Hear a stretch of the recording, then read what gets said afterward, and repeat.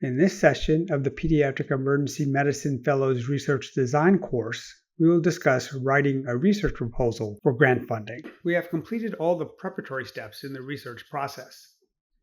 We have asked and refined an answerable research question, searched the medical literature, reviewed a variety of study designs, selected subjects and variables, completed the sample size determination, and have written and submitted a research protocol to the IRB. The next step in the research process is to obtain funding if needed. The goals for this session are to review the sources of funding and types of grants, review the steps in planning and writing a grant proposal, emphasizing areas that are specific to grant funding, and review the NIH submission requirements and review process. Before we begin, I want to point out a very valuable resource in your journey to obtain grant funding. At the NYU Grossman School of Medicine, Sponsored Research Operations is a centralized administrative unit within the Office of Science and Research that oversees and supports all sponsored research activities. Sponsored Research Operations oversees the entire life cycle of sponsored research projects, from pre-award activities to post-award project management and closeout. It also serves as a central point of contact, authorized organizational representative, and subject matter expert for all research administrative aspects of sponsored research. So why do I need funding? Most fellowship research is non-funded. Non-funded projects are generally quicker but limited in scope. However, many studies may not be feasible without funding. Funding may be required for payments for staff, experts, patients, equipment, supplies, and data services. Funded projects, particularly those with funding from prestigious organizations, such as the NIH, are the basis for academic advancement. There are many potential sources of funding. These include federal sources, such as the NIH or the Maternal Child Health Bureau. Private sources of funding may be nonprofit organizations, such as the American Heart Association, or philanthropic organizations, such as Kids of NYU. Private sources may also include for-profit institutions, such as pharmaceutical and device manufacturers. Internal sources may be universities or departments. Federal funding is the most prestigious. The submission process is complex and time-consuming with a low rate of success. There are several funding agencies under the umbrella of the Department of Health and Human Services other than the NIH. These include the Center for Disease Control, the Food and Drug Administration, the Agency for Healthcare Research and Quality, and the Maternal Child Health Bureau. In general, except for the Maternal Child Health Bureau, pediatrics is a low priority. However, other areas such as disaster preparedness, which intersects with pediatrics, may be a higher priority. The NIH is the principal source of federal funding for clinical research, with a budget of $47 billion in 2024, 83% of which goes to extramural research. The NIH is divided into ICOs, or institutes, centers, and offices.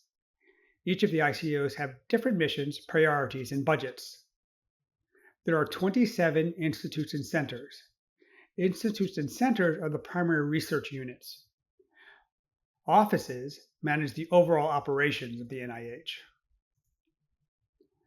The National Institute for Child Health and Development, NICHD, is the principal source of pediatric funding. There is no institute for emergency medicine research.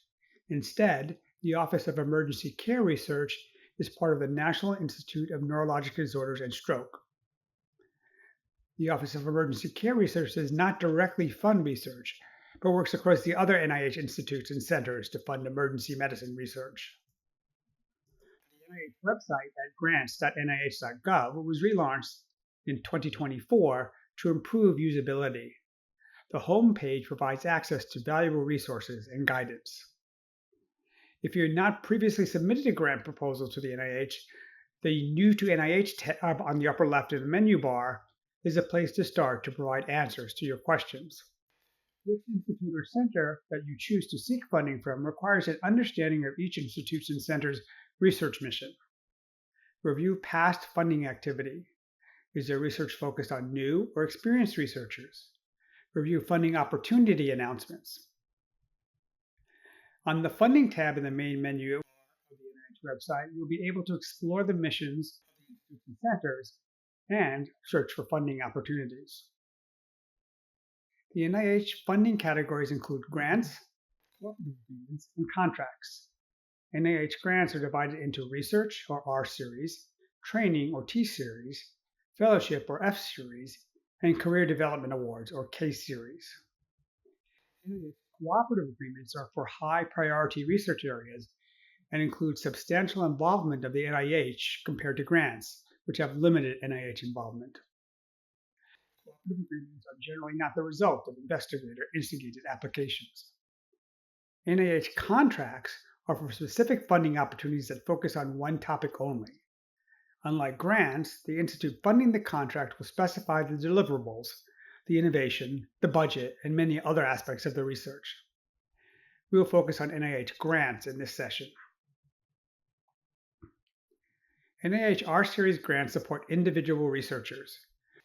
R01 grants are large investigator-initiated grants. R01 grants are the holy grail for individual investigators.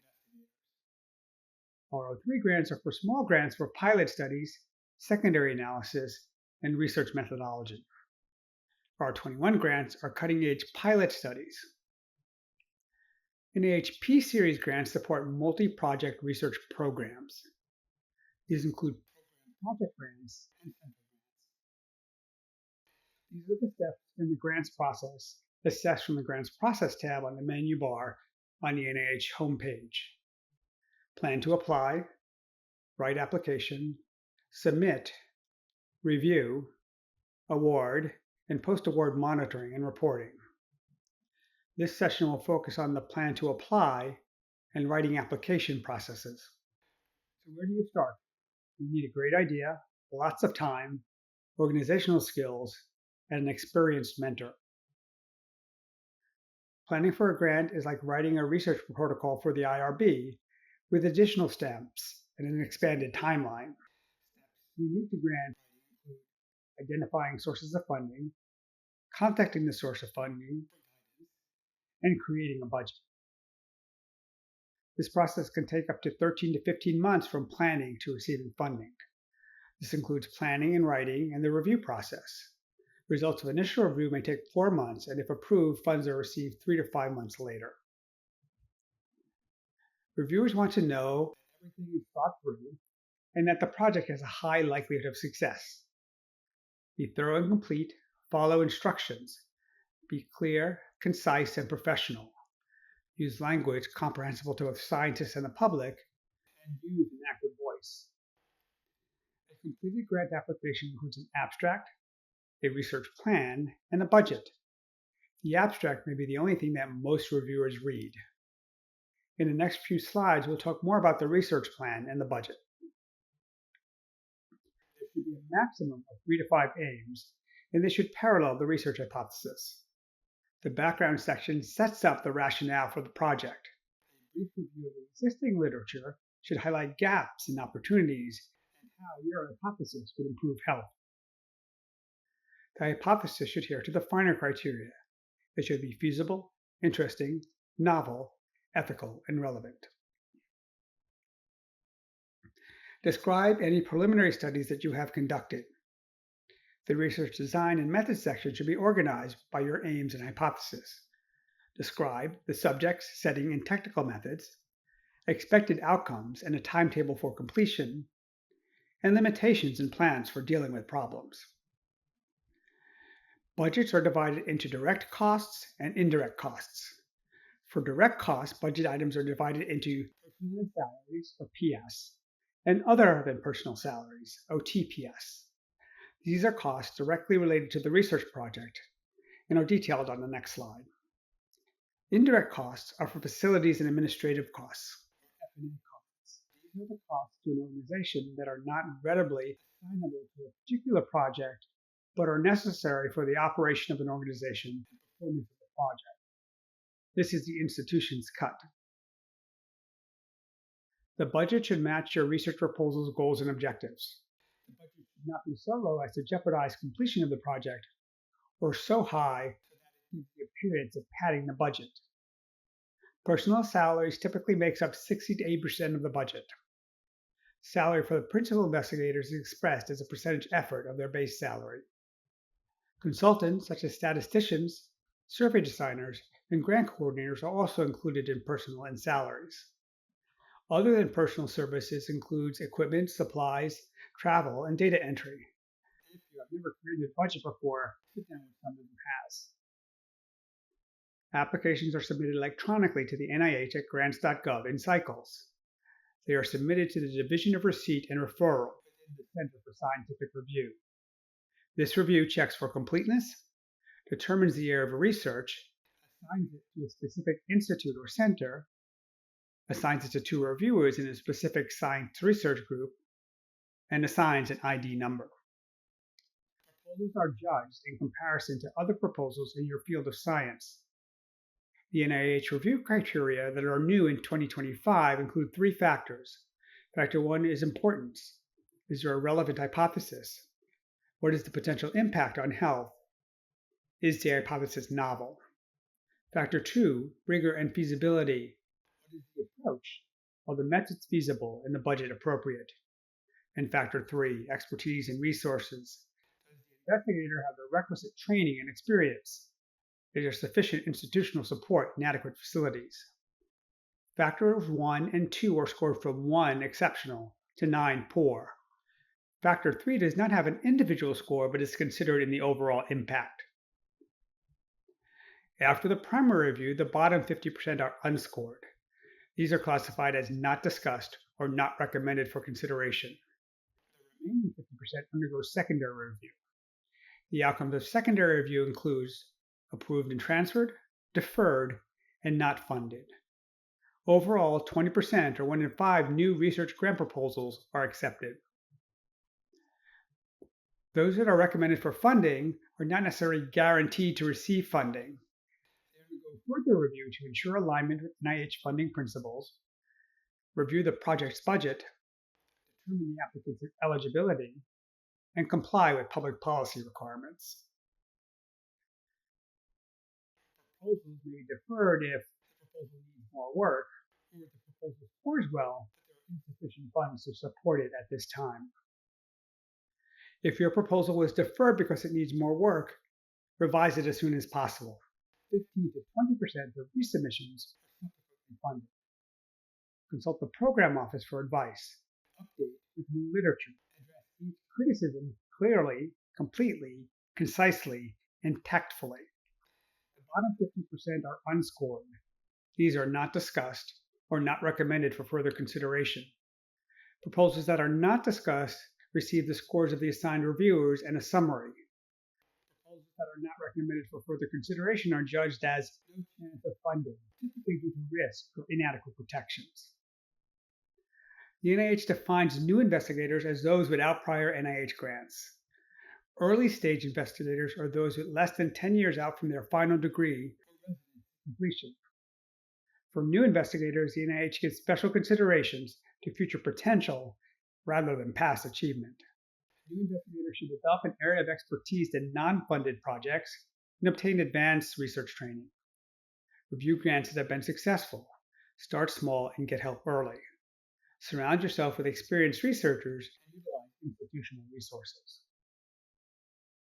The NIH also provides training and career awards. T-Series are for institutional training grants. T-Series support teaching programs at an institutional level. F-Series are for individual fellowships. F-Series provide research experience to students and scientists at the graduate and postdoctoral levels. K-Series are for research career development. K-23 grants are intended for junior investigators within 5 years of training. These focus on patient-oriented research with a minimum of 75% research effort. A K-23 requires a mentor with extensive experience. The grants are typically for 3 to 5 years, with less than $100,000 for salary support and less than $50,000 for research support. K-24 grants are for mid-career patient-oriented research. These are intended for those who will mentor grant-funded junior researchers. Salary support is typically based on 30 to 50% research effort and less than $100,000. Research support is up to $50,000 for expenses like supplies, technical personnel, and travel. This is the potential timeline for research careers expressed as NIH grants. Up until Now, we have covered and discussed the NIH, but there are many sources of federal funding that may be an appropriate funding source depending on your area of focus. For example, the Department of Transportation funds traffic safety research. The Department of Justice funds adolescent violence research. The Department of Defense funds disaster preparedness research. The Environmental Protection Agency funds toxicology research. And the Consumer Product Safety Commission funds injury prevention research. These are just a few examples. Private, for-profit companies, including drug and device manufacturers, are a major source of funding. This type of research is susceptible to external interests and influences that may not be in the best interest of the investigator or patients. The contract agreement should be carefully reviewed by someone with considerable experience, such as the NYU School of Medicine Grants Office, and should include protections to the right to publish. The American Heart Association is an example of funding from a private, not-for-profit group. Proposal review is usually by an executive process rather than peer review. It is important to contact staff prior to submission. Initially, submit a short proposal with background, goals, quality of investigators, duration, and costs. This is what I found in a quick Google search for not-for-profit foundations for medical research funding. There are a lot of different opportunities available. On to our questions. Of the NIH institutes, one is dedicated specifically to emergency medicine research. True or false? The answer is B, false. There is no institute dedicated to emergency medicine research. The Office of Emergency Medicine Research is part of the National Institute for Neurologic Disorders and Strokes. It does not directly fund research, but works across other institutes and centers to fund emergency medicine research. Which of the following is not an NIH criteria that is used to score research proposals? Importance, significance, and innovation, rigor and feasibility, approach and timeline, expertise and resources, investigator and institution, and recommendations from chairman and research mentor. The answer is D, recommendations. Recommendations are not part of the review criteria. Responses A, B, and C correspond to the three factors that the NIH uses to review proposals. These new criteria were initiated in 2025. Match the research topic to the non-NIH federal agency that would be most likely to fund it. A, traffic safety to 4, the Department of Transportation. B, adolescent violence to 3, the Department of Justice. C, disaster preparedness to the Department of Defense. D, toxicology to 2, the Environmental Protection Agency. And E, injury prevention to 5, the Consumer Product Safety Commission. What is the most important factor to have for a new investigator applying for a federal grant? Prior research in the area, advanced research training, prior grant funding, an experienced mentor with prior grant funding, or a great idea fulfilling the finer criteria. The answer is B, the experienced mentor with prior grant funding. All of the factors are important, and the more that you have, the better your chances. The NIH is looking for a great idea and evidence that you can complete the project as proposed. Finding a grant experienced mentor from the beginning is likely the most important step. They can guide you through the process and provide the experience that the NIH is looking for, but that you are lacking. The next session in the research design course is on data collection.